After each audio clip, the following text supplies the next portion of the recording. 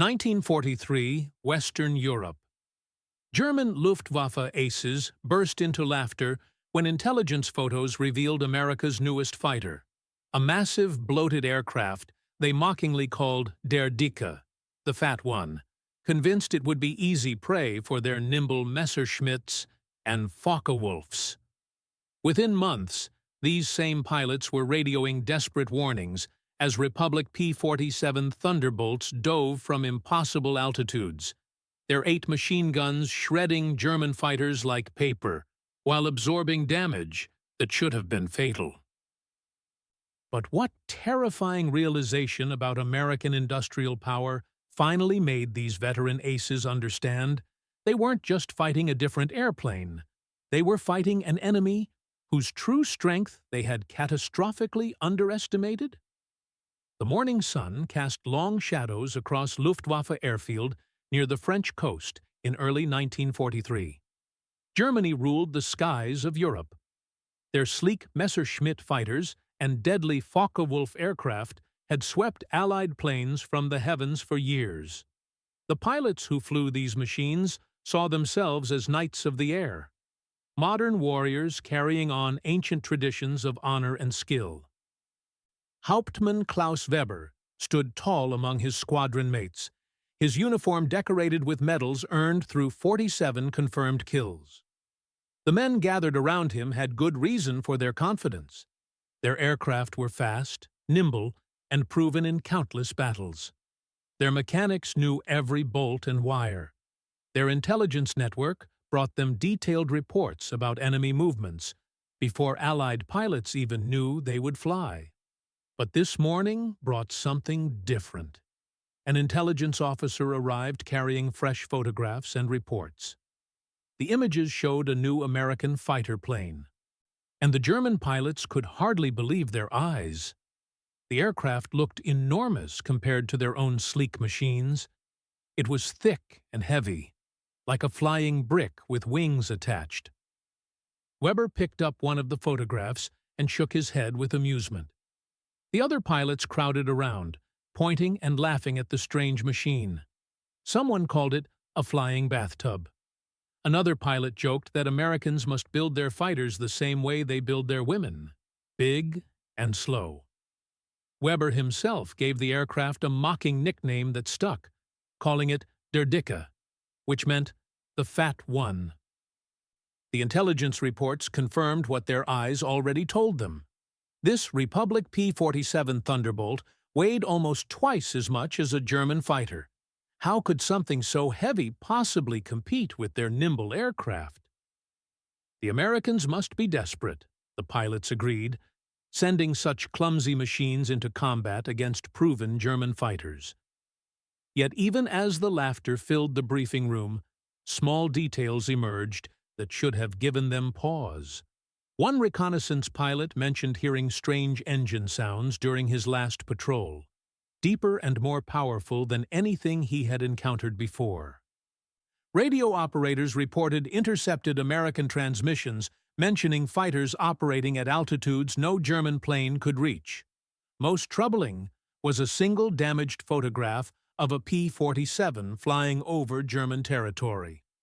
The aircraft appeared to be climbing steadily, leaving a thick contrail at an impossible height. When asked about it, the intelligence officer simply shrugged and suggested it might be a camera error. The pilots dismissed these small warnings. They had ruled European skies for too long to worry about one fat American fighter. Their laughter echoed across the airfield as they prepared for what they assumed would be easy victories ahead. None of them suspected that within months, their mockery would turn to desperate fear as they discovered what the Fat One could really do. 3 months later, Weber's squadron received their first combat mission against the American Thunderbolts. The morning briefing felt routine as pilots checked their maps and weather reports. Weber climbed into his Focke-Wulf 190, confident that his experienced squadron would make quick work of the fat American fighters.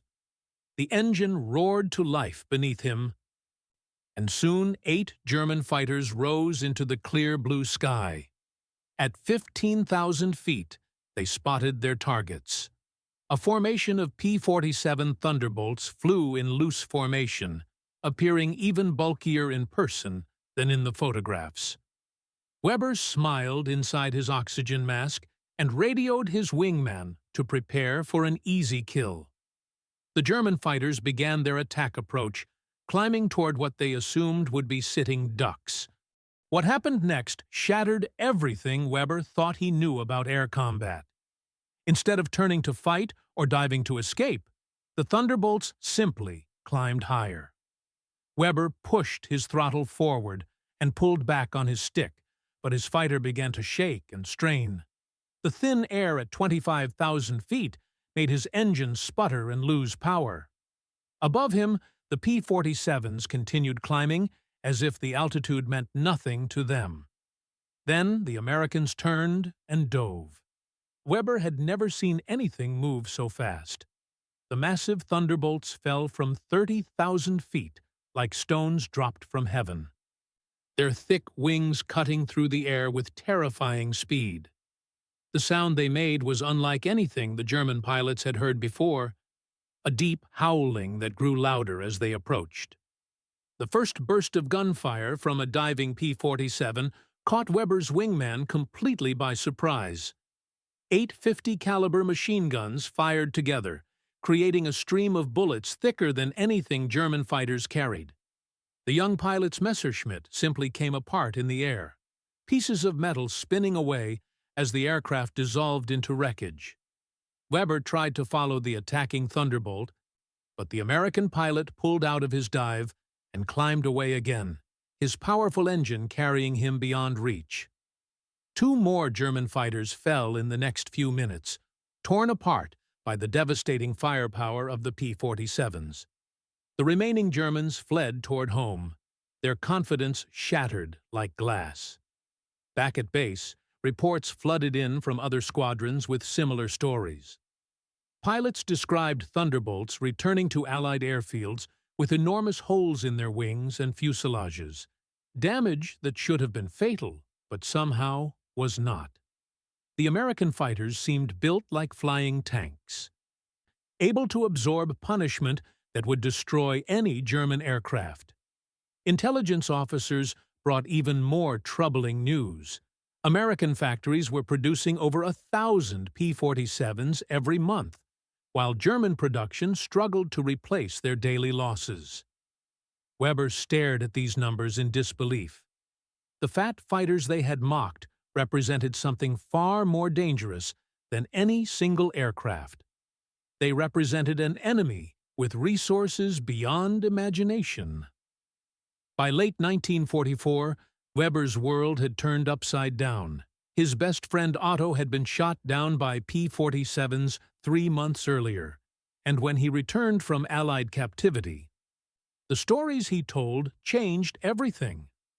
Otto spoke of American prison camps, where captured German pilots ate better food than German civilians back home. He described hangars filled with hundreds of pristine Thunderbolts, more aircraft in one location than Germany could build in a year. The breaking point came when guards brought a captured American P-47 pilot to Weber's base for questioning. The young man was barely 20 years old, with soft hands and a friendly smile that seemed out of place in a prisoner of war. During their conversation, the American casually mentioned that his father worked in a factory back home, building P-47s on an assembly line that produced 3 complete aircraft every single day. Weber stared at the young pilot in stunned silence. 3 fighters per day from one factory, and America had dozens of such factories. The numbers were impossible to grasp.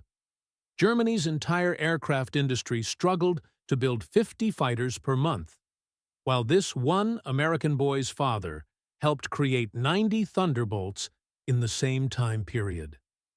Later that evening, Weber walked alone through the wreckage yard where a crashed P-47 had been brought for study. He climbed inside the cockpit and examined the instrument panel. Running his hands over switches and gauges made from materials Germany could no longer obtain, The seat was thick leather, comfortable and well padded. Even the control stick was crafted from solid metal, not the lightweight substitutes German factories now used. As he sat in the American fighter, Weber's mind raced through everything he had witnessed. The P-47 was not just bigger than German fighters, it was built without compromise. Every bolt was solid steel, every wire was pure copper, every component made from the finest materials. This single aircraft represented more raw resources than his entire squadron had seen in months. The terrible truth crashed over him like a cold wave. Germany had been fighting not just Britain or even the Soviet Union, but an industrial giant that could replace every loss 10 times over. The fat fighter they had mocked was not a desperate attempt by a weak enemy, but a symbol of unlimited American power. While German pilots flew the same aircraft until they wore out or were destroyed, American pilots received brand-new P-47s faster than they could be trained to fly them. Weber pulled out his personal journal and wrote by flashlight in the cramped cockpit. His words captured the moment his entire understanding of the war changed forever. We mocked their fat fighter, never realizing it represented something we could never match. Unlimited resources, unlimited will, unlimited production. The laughter died the day we understood that we were not fighting aircraft, but fighting America itself. The war ended on a bright May morning in 1945. Weber stood on the runway of his airfield as American P-47 Thunderbolts flew overhead in perfect formation, their engines creating a thunder that seemed to shake the earth itself. Hundreds of them filled the sky, more aircraft than Weber had seen in his entire military career. He was surrendering his last 3 flyable fighters to pilots who seemed younger than his own son. The American officer who accepted Weber's surrender flew the same type of P-47 that had haunted German skies for 2 years.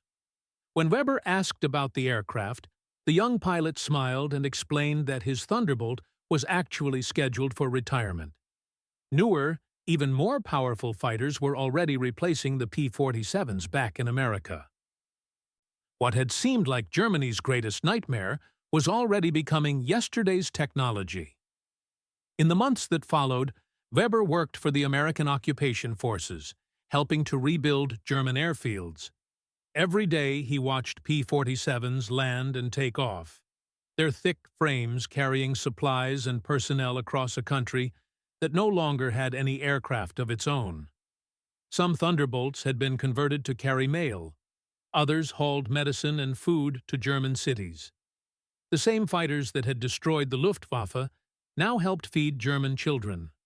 One autumn afternoon, Weber met a former P-47 pilot named Joe who had flown bombing escort missions over Germany. Joe spoke perfect German and seemed genuinely interested in Weber's wartime experiences.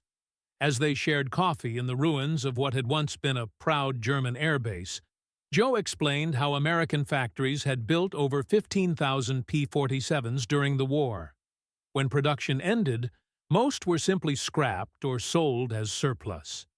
Weber struggled to comprehend such waste. In Germany, every bolt and wire had been precious by war's end.